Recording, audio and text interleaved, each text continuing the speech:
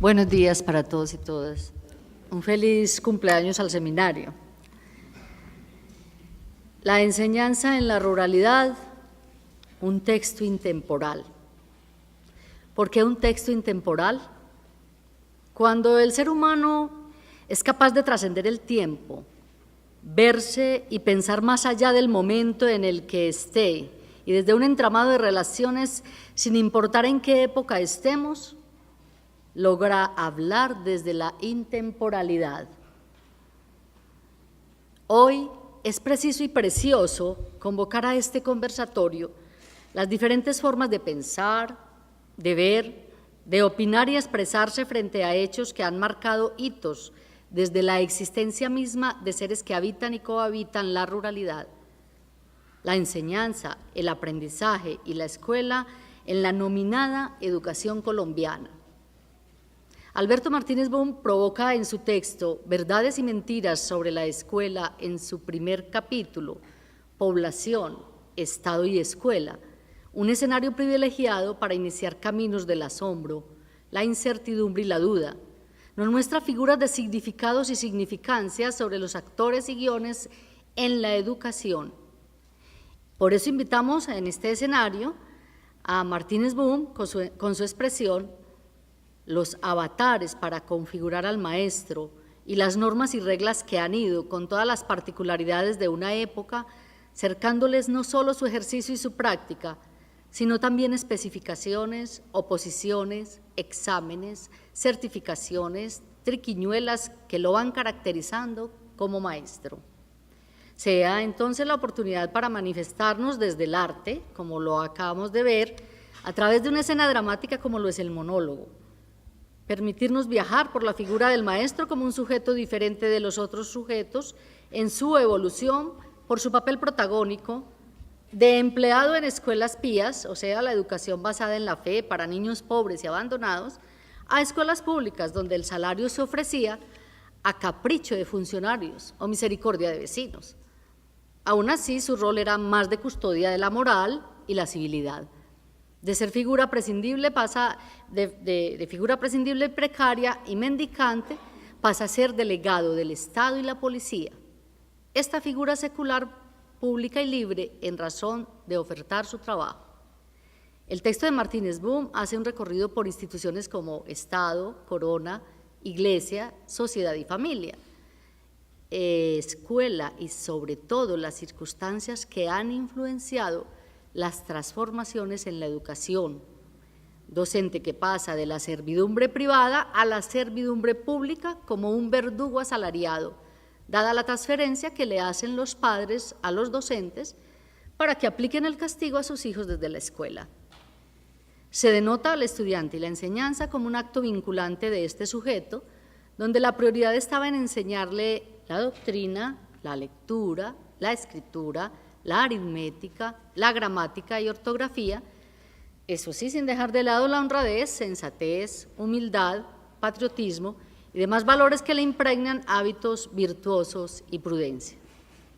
En este monólogo que pasó se intenta incidir con un mensaje sin precedentes, sin verdades absolutas, con prefiguraciones desde las comprensiones de un estudiante de licenciatura en Educación Artística y Cultural para seguir la línea de la intemporalidad con inquietudes como la docencia nace como un negocio del corazón, luego se vuelve un asunto del entendimiento.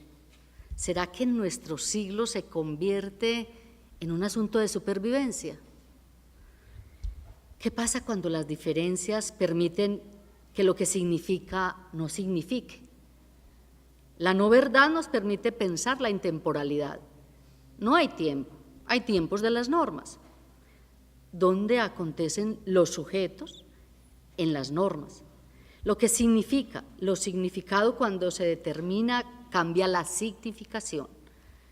La ruralidad valida la no significación de la norma educativa, no es de comprensiones, solo se valida cuando no están bien hechas.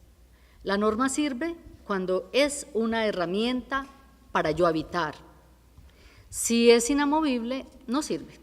Nos hace parar en un vacío como aula, tablero, tecnología, planeaciones, e incertidumbres frente a la razón de educar que nos inquieta por indagar.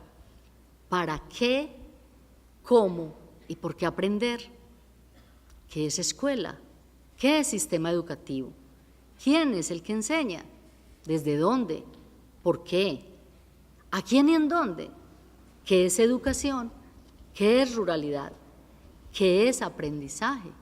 ¿Qué es enseñanza? Más que respuestas o certezas, se disciernen textos intemporales.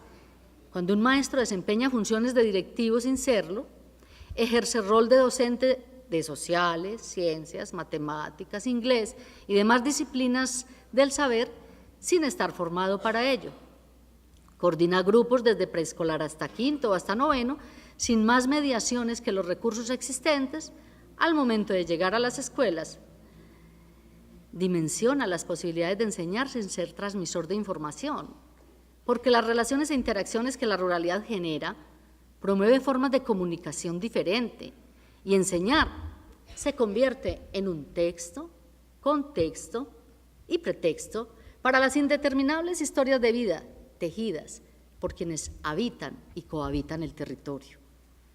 Se entretejen historicidades frente a maestros rurales, aquellos que con su arraigo, dedicación y creatividad han dado sostenibilidad a propuestas educativas y alternativas ofrecidas a niños, niñas, jóvenes rurales, en ocasiones reflejadas en espacios físicos que no presentan los mejores ambientes de aprendizaje, con materiales que aún desvencijados no dejan de ser útiles para desarrollar creatividades, pero al llegar nuevas disposiciones con nuevas tendencias pedagógicas, estimulan la motivación y generan otras expectativas, tanto para quien enseña como para quien aprende. Sin importar credo, religión, política o sistemas de poder, avanzan y muestran lo que la autogestión puede lograr cuando de respetar espacios, culturas, hábitat y pobladores se trata, aún en la diversidad, la dispersión territorial y las divergencias entre comunidades. Estas intemporalidades son las que se evocan al reconocer en la gestión pública capacidades de seres humanos convertidos en dirigentes que apoyan sus gentes, sus comunidades y sus congéneres. Es posible lograrlo cuando la escuela rural le proporciona espacios, experiencias y escenarios para dignificarse como un ser en sí mismo, un ser con otro y con otros. ¿Qué son normas? ¿Quién y para quién las hacen? ¿Por qué? ¿Quién legisla? ¿Quién aplica? Desde los acuerdos de Jomtien y Dakar, los gobiernos iberoamericanos se comprometieron a trabajar muy estrechamente por la modernización del sector educativo en general y muy específicamente como meta a corto plazo para cerrar la brecha entre lo urbano y lo rural. Además de los 4 pilares pedagógicos básicos propuestos: aprender a pensar, aprender haciendo, aprender a aprender y aprender a convivir con los demás, fomentar la participación ciudadana en la gestión del Estado es uno de los principales retos del proyecto de reforma y modernización que se quiere. La participación es una condición indispensable para fortalecer el carácter democrático de un proceso de modernización estatal ligado a procesos de desarrollo social, político y económico. La política estatal requiere estar respaldada por leyes y normas que acompañen y direccionen el quehacer de las personas. Se comprueba cómo en la enseñanza rural el país refleja esta intención en la Ley 115 de 1994, Ley General de Educación, en la Ley 715 de 2001, Ley Orgánica de Competencias y Recursos, y en la implementación de sistemas de gestión de calidad para la rama ejecutiva del poder público, como las señaladas en NSGP 1000, en diferentes versiones, y el sistema de gestión de calidad en NTSG ISO 9000, todo esto alrededor de la idea de modernizar las instituciones estatales. La ruralidad infiere un proceso participativo, generador de diagnóstico en lo concerniente a las características poblacionales, lo cultural, lo ideológico, lo político, lo religioso, lo educativo y lo económico. Es evidente que las características de influencia territorial, geográfica, demográfica en lo educativo no ha tenido el suficiente peso para que la ruralidad sea identificada por su topografía. Así la norma olvida el topos y se trae una geografía para legislar desde ella. Quienes la delimitan lo hacen desde el dibujo en un mapa. Se unifican criterios legislativos en un supuesto, sin considerar que la ruralidad no tendría una sola geografía. En la geografía hay historia, en la norma hay superioridades que no son.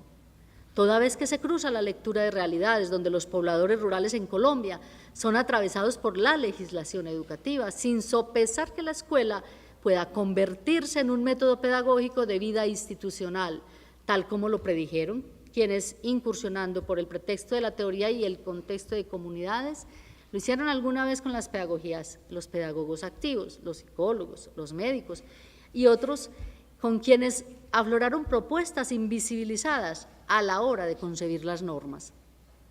Más allá de estos reconocimientos son las economías mundiales, las superioridades que distraen la atención del legislador en el sistema educativo, y la ruralidad sigue siendo la intemporalidad para un tipo de educación que piensa más en los costos que en educación. Y allí hay dolores históricos de límites, pero como la educación respira con oxígeno prestado, no tiene tiempo de pensarse. Se traduce en activismo social y político. En estas intemporalidades, la gramática de la norma es diferente a la de la política. Si la norma conversa en un territorio, se puede convertir en herramienta, si no, lo paraliza. En este panorama es mejor pedir políticas que pedir normas, pero lamentablemente nos encargamos de mostrar el fuera de tiempo de lo esencial. La norma no es consultada, la política es consultada para ser construida. Concebido el diagnóstico como una oportunidad para revisar estados situacionales en el pasado y el presente, se recurre también a reconocer las cifras estadísticas existentes con referencias e indicadores de eficiencia interna, de eficacia, de calidad, que van sirviendo de insumos al despejar los caminos para la acomodación de nuevas apariciones. En todo ello, las evaluaciones externas se realizan como indicadores de línea base, cuyos resultados en su interpretación favorecen las propuestas intencionadas al mejoramiento de la calidad educativa, so pena de los pobladores y sus dinámicas. Según las exigencias internacionales, las evaluaciones externas sirven de base para reconocer en qué estado están los aprendizajes de los estudiantes y además en qué se fundamenta el accionar de los docentes. Unido a ello, se revisan los estándares curriculares donde el país traza lo que debe saber y saber hacer un estudiante colombiano para lograr ser competitivo en el mundo de hoy. Considerar estos aspectos implica para la enseñanza en la ruralidad procesos tan intangibles pero tan tecnicistas que puede lograr impactar desde la cobertura educativa hasta niveles de calidad. En ocasiones se creería que llega hasta mostrar la eficiencia del sistema. El sinsabor que deja el estricto pensamiento lineal de la norma y la legislación convoca diferentes alternativas, diferentes miradas de orden situacional y circunstancial. Aparece entonces para la ruralidad alternativas de Estado en expansión de modelos flexibles. Y lo flexible pega porque es muchas cosas. La topografía de la ruralidad determina la flexibilidad, pero la norma conversa esta flexibilidad. La historia deviene en sistema educativo toda vez que el desbalance económico del país es motivo de políticas internacionales. Así, la crisis del campo se expresa en la baja rentabilidad de las actividades agropecuarias, los fenómenos de violencia, los bajos niveles de cobertura y la necesidad de incidir en la calidad del proceso educativo. Eso todavía está vigente, lo decían en Educación para la Población Rural en un balance prospectivo en 1998 y aún en Misión Rural 2014, lo seguimos bien. Según la Misión Rural 2014, cerca del 60% de los municipios que tiene Colombia deben considerarse como rurales y existe además una población rural dispersa en el resto de municipios, con lo cual la población rural representa poco más de 30% de la población del país. Muchas de nuestras ciudades intermedias e incluso grandes siguen teniendo una relación muy estrecha con las actividades agropecuarias. La ruralidad debe entenderse como un continuo que de hecho no desaparece aún en nuestras grandes urbes, dicen los de Misión Rural.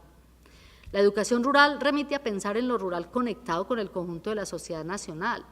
Sugiere comprensiones, interpretaciones y actuaciones del sujeto que interactúa con lo humano frente a la propuesta de una nueva institucionalidad.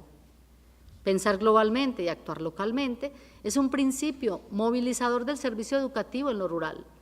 Desde esta óptica es importante reconocer las diferentes visiones planteadas como inspiradoras de nuevas políticas a partir de estudios serios con las poblaciones posibilitadoras de nuevas concepciones sobre la territorialidad, institucionalidad y ruralidad. La intemporalidad de la nueva territorialidad, ¿qué será? La diversidad regional colombiana implica la necesidad de políticas heterogéneas aplicadas en forma descentralizada. En este sentido, el territorio aparece como unidad de gestión, tanto en el orden de políticas de desarrollo social rural como desarrollo colectivo, y por tanto, es necesario fortalecer aquella institucionalidad que responda a esta estructura de orden territorial. Estas consideraciones conducen a definir como prioridad nacional el cambio de la visión centralista que impera hoy hacia una concepción que permita la formulación de proyectos locales, regionales y que en su articulación pueda definir el proyecto nacional, construyéndolo de abajo hacia arriba, redefiniendo claramente el territorio, su organización, su institucionalidad y sus competencias como fundamento de la organización general del Estado. Entonces, la intemporalidad de la nueva institucionalidad está propuesta, apunta a la reorientación de los principios burocráticos y normativos que han primado en la visión institucional colombiana. La institucionalidad, según Colombia en Transición, desde 1998, de Echeverry Perico, habla de la institucionalidad, involucra la incorporación de la racionalidad de todos los actores del sector rural en los cuales se fundamentan sus decisiones racionales para lograr construir un nuevo concepto de gestión pública y privada con base en la autonomía, los deberes y derechos y el reconocimiento y revaloración de la cultura como eje de la viabilidad de las acciones de desarrollo. Y la intemporalidad de la nueva ruralidad. Lo rural se redefine a partir de lo económico, lo cultural y lo territorial. Lo rural es una categoría del mismo orden que lo urbano en cuanto se refiere a un espacio de orden territorial que abriga un conjunto complejo de sectores económicos, comunidades, culturas y procesos políticos con especificidad y lógicas propias. El territorio permite articular en un sentido más comprensivo las relaciones entre economía, sociedad y cultura, con instituciones propias y definidas que dan cuenta de las posibilidades de los procesos de desarrollo y de sus articulaciones entre espacios rurales y urbanos y entre sectores de la economía. Es fundamental que a la luz de la nueva institucionalidad, no solo propuesta desde la Misión Rural y la Ley 115 del 94, sino además impuesta por la Ley 715 del 2001, se tome conciencia del papel del administrador y el educador como delegado institucional comprometido con la consolidación de un mejor futuro para los niños, niñas y jóvenes campesinos que accedan a un servicio educativo con calidad y pertinencia. La responsabilidad social es mucho más seria y fuerte de lo que se cree. No se trata de hacer por hacer. El redimensionamiento de la nueva institucionalidad no cubre solo las escuelas y colegios, involucra recuperación de la gobernabilidad, incorporación de la racionalidad de todos los actores del sector rural desde un nuevo concepto de gestión pública y privada. Gestión aquí referida más a la transformación de un punto A a un punto B, pero mejorado. ¿Cómo así se visiona el asunto de la pedagogía y la didáctica por asumir desde el maestro rural, considerando la realidad de las poblaciones y de sus territorios, al ofrecer metodologías, estrategias y contenidos que les permiten a los estudiantes rurales desarrollar competencias entendidas como un acto cognitivo inteligente que los acercará a la resolución de problemas sin restringir rigurosidad científica del conocimiento en relación con la ciencia, la tecnología, la sociedad y el ambiente. Hablar de educación rural en Colombia necesariamente evoca circunstancialidades relevantes frente a la figura de las economías, las dinámicas sociales, culturales y políticas que generan propuestas innovadoras como respuestas a comunidades que cada vez se sienten más vulneradas y en desigualdad de condiciones. Innovar en el campo educativo y más en la ruralidad implica asumir más allá de teorías de enseñanza, de aprendizaje, líneas de investigación que den cuenta de realidades y sus interrelaciones con respecto a la demanda de país. Así se van delineando las partituras de un sistema educativo responsable de formar sujetos competentes. La enseñanza en la ruralidad es intemporal. La pedagogía deconstruye ruralidad, en tanto el habitante rural es clave en el desarrollo. El devenir histórico de la educación rural se traduce en desigualdad toda vez que se busca equidad. Cuántas veces el estudiante pierde su capacidad de sentirse persona importante como miembro de una sociedad y el maestro, en su insistencia por la cognición, minimiza la conciencia de otros factores igualmente importantes. Entrar en el mundo del aprendizaje es incursionar por caminos de incertidumbre, asombro y angustias, donde la pedagogía permite ser la luz que atraviesa la cerradura de las puertas por las cuales se visiona un paisaje de esperanza y de claridad, para soñar, trascender y al encontrar la llave disfrutar el logro de abrir paso al saber de una manera placentera. En clave de ilusión, si currículo es igual a norma más teoría sobre realidad, los lineamientos deberían ser al maestro lo que el vademecum al médico. Es una ilusión porque en los afanes que trae el sistema, la operatividad del bello oficio de enseñar se convierte en la transferencia de las instrucciones motivadas desde el comuníquese y cúmplase. El peso de la norma educativa está supeditada por el modelo de desarrollo económico. La pedagogía se convierte en una disculpa para amortiguarlo. El niño, niña, sueña con ir al colegio, imagina lo mejor, unos buenos amigos, unos maestros de lujo, que lo comprenderán y verán crecer, ofreciéndole el apoyo que necesita para verse cada vez más alto, más superado en sus aspiraciones y proyectos de vida. El destino de la ruralidad deviene en estrategia para la paz, en tanto la norma reinicia su espiral. En la enseñanza hay texto intemporal, cuando la cronología de los hechos no sea el mayor peso de los acontecimientos educativos. Conocer los niños, las niñas y jóvenes campesinos que acceden, conocer las temporalidades de las normas en el sistema educativo no revive el impacto de sus impactos. La normatividad colombiana se ratifica una y otra vez en el enseñante, tímidamente caracteriza al aprendiz, traza piezas que dan idea de respetarlo para, al fin de cuentas, impacta siempre sobre quien tiene en sus manos las subjetividades rurales. Para dejar abiertas estas posturas en pro de seguir creciendo en ellas, comparto ahora un texto intemporal entre ese tejido que la ruralidad nos entrega en cada entramado de la enseñanza. No es suficiente tener el protagonismo de la enseñanza cuando quien padece esta es el sujeto del aprendizaje. Voy a compartir con ustedes un pequeño diálogo sostenido con una gran maestra de sueños y realidades asesinada en el 2001. Señores, ¿qué buscan aquí? ¿Qué quieren de este niño? No era por la maestra que preguntaban. Cuestiona la maestra rural al ver dos personajes armados hasta los tuétanos, de pies a cabeza, que hacía menos de 10 minutos desde el portillo solicitaban que fuera la maestra de la escuela. ¿Crees justo, Patricia?, decía la maestra, que al no poder acercarme a ellos tan rápido como quisieron, los encontré conversando con uno de mis estudiantes, un joven de 15 años, alto, acuerpado y de tierna apariencia. Les pregunté, señores, ¿no era por mí que preguntaban? Muy tranquilamente me contestaron, tranquila, profe, ya hablamos con él. Con mucha furia les pregunté, ¿y qué quieren de él? No te imaginas, Patricia, lo doloroso que fue cuando me dijeron, él se va con nosotros. De inmediato arremetí contra el joven más alto que yo. Lo cogí del cuello, lo zarandeé y le dije, ¿cómo? Dime que no es verdad. Dime que te están obligando, porque si te están obligando, por sobre mi cadáver lo haré. La mujer que estaba allí, mujer muy alta, con cinturones de balas cruzadas al pecho, me puso la mano en el hombro y me dijo, tranquila, profe, él se quiere ir por su cuenta.